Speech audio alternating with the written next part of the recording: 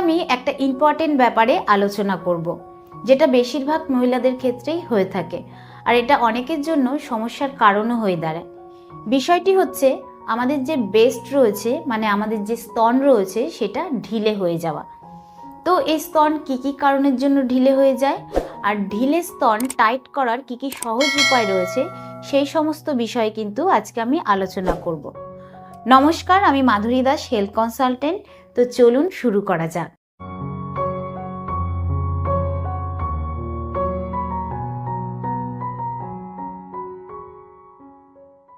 স্তন ঢিলে হয়ে যাওয়া এটা কিন্তু প্রত্যেকটি মেয়ের কাছে একটা সমস্যার কারণ হয়ে দাঁড়ায়। আর এই স্তন নানান কারণে ঢিলে হতে পারে, যার মধ্যে প্রথম কারণ হচ্ছে আমাদের বয়সের সঙ্গে সঙ্গে আর ম্যানোপজের আশেপাশে, মানে হচ্ছে আমাদের বয়সের সঙ্গে আস্তে আস্তে পিরিয়ড কমতে থাকে, আর একটা সময় গিয়ে সেই পিরিয়ডটা বন্ধ হয়ে যায়। তো যখন আস্তে আস্তে পিরিয়ডটা কমতে থাকে, তখন কিন্তু আমাদের স্তন আস্তে আস্তে ঢিলে হতে শুরু করে।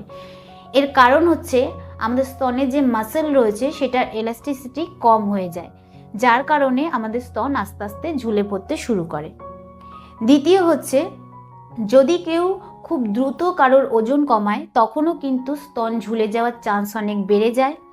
এছাড়াও আমাদের শরীরের গঠনও কিন্তু একটা কাজ করে। যদি কারোর শরীরের গঠন খুব ভারী হয় বা স্তন খুব ভারী হয়, তখনও কিন্তু আস্তে আস্তে স্তন ঢিলে হতে শুরু করে দেয়।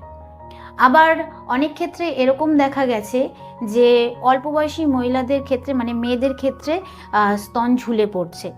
তো এর কারণ হচ্ছে, যদি কেউ খুব বেশি এক্সারসাইজ করে, মানে সেটা জিম হতে পারে বা যে কোনো এক্সারসাইজ হতে পারে, তো এক্সারসাইজ করার সময় যদি ভালো কোয়ালিটির ব্রা না ব্যবহার করা হয়, তখনও কিন্তু আপনার স্তন ঝুলে যাওয়ার অনেক চান্স বেড়ে যায়।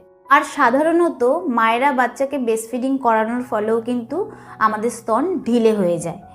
এছাড়াও স্তন ঢিলে হওয়ার আর একটা কারণ রয়েছে, সেটা হচ্ছে সারাদিন ধরে ব্রা পরে থাকা। অনেক মহিলাদেরই এরকম অভ্যাস রয়েছে যারা রাতের বেলাতেও ব্রা পরে শোয়। তো এরকম কিন্তু একদমই করা উচিত নয়, কারণ আমাদের স্তনে যে মাসেল রয়েছে, তার যে লিগারমেন্ট রয়েছে, তাতে কিন্তু টান ধরে, এতেও কিন্তু স্তন ঢিলে হয়ে যাওয়ার সম্ভাবনা থাকে। তো আমরা দেখেছি যে বয়সের সঙ্গে সঙ্গে এবং সময়ের সঙ্গে সঙ্গে কম বেশি আমাদের স্তন ঝুলে পড়ে। তো এই স্তন ঢিলে হয়ে যাওয়া কিভাবে আটকানো যেতে পারে? তো স্তন ঢিলে হয়ে যাওয়া আটকানোর জন্য কিন্তু আপনাকে প্রতিদিন 2 থেকে 3 লিটার জল খেতে হবে, এবং আপনি যে ব্রা ব্যবহার করছেন সেটা আপনাকে 6 থেকে 9 মাস অন্তর অন্তর আপনাকে পাল্টাতে হবে এবং নতুন ব্রা ব্যবহার করতে হবে। এছাড়াও আপনার যে স্তনের স্কিন রয়েছে সেটা সবসময় ময়শ্চারাইজার রাখতে হবে। তার জন্য আপনাকে ভালো একটা ময়শ্চারাইজার কিনতে হবে, আর সেটা দিয়ে প্রতিদিন রাতে আপনাকে ভালোভাবে স্তনে মাসাজ করতে হবে। আপনি মাসাজ করার সময় এরম রাউন্ড রাউন্ড করে করতে পারেন, আবার উল্টো দিকে রাউন্ড রাউন্ড করে করতে পারেন, বা আপনি এরমভাবে ওপর দিকে মাসাজ করতে পারেন। তো এরকমভাবে কিন্তু আপনাকে মাসাজ করতে হবে, আর আপনার স্কিনকে ময়শ্চারাইজার রাখতে হবে। তো এটা তো গেল যে আপনি স্তনকে ঢিলে হওয়ার হাত থেকে বাঁচাবেন কি করে। এবার হচ্ছে, যদি আপনার স্তন ঢিলে হয়ে যায় তাহলে আপনি কি করবেন? তো যদি আপনার স্তন ঢিলে হয়ে যায়, তাহলে কিন্তু প্রতিদিন আপনাকে এক্সারসাইজ বা যোগা করতে হবে।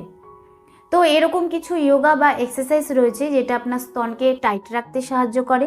তো সেগুলো আপনি নেটে সার্চ করে কিন্তু দেখে করতে পারেন। এছাড়া আপনাকে খেয়াল রাখতে হবে যে আপনি বসছেন বা দাঁড়াচ্ছেন সেটা ঠিকঠাক হচ্ছে কিনা, কারণ কখনোই কিন্তু আপনি ঝুঁকে দাঁড়াবেন না বা ঝুঁকে বসবেন না। যখনই আপনি বসবেন বা দাঁড়াবেন, সবসময় আপনার মেরুদণ্ডটাকে সোজা রাখার চেষ্টা করবেন, সবসময় সোজা হয়ে বসবেন এবং সোজা হয়ে দাঁড়াবেন। এতে কিন্তু আপনার যে বেসটা শ্যাগিং হয়ে গেছে সেটা ঠিকঠাক করতে অনেকটাই সাহায্য করে। এবার হচ্ছে ব্রা। সবসময় আপনাকে এটা খেয়াল রাখতে হবে যে আপনি সঠিক মাপের ব্রা পরছেন কিনা। আপনাকে সবসময় সঠিক মাপের ব্রা পরতে হবে, কারণ যদি আপনি সঠিক মাপের ব্রা না পরেন, তাহলে কিন্তু আপনার যে বেস্ট রয়েছে সেটা ঝুলে যেতে পারে। তো আমি আশা করব যে এই ভিডিওর দ্বারা আপনি উপকৃত হবেন। আপনার যদি কিছু জানার থাকে তাহলে অবশ্যই কমেন্টে জানাবেন। তো আজকের মতন এতটুকুই, আবার দেখা হবে পরবর্তী ভিডিও নিয়ে। নমস্কার।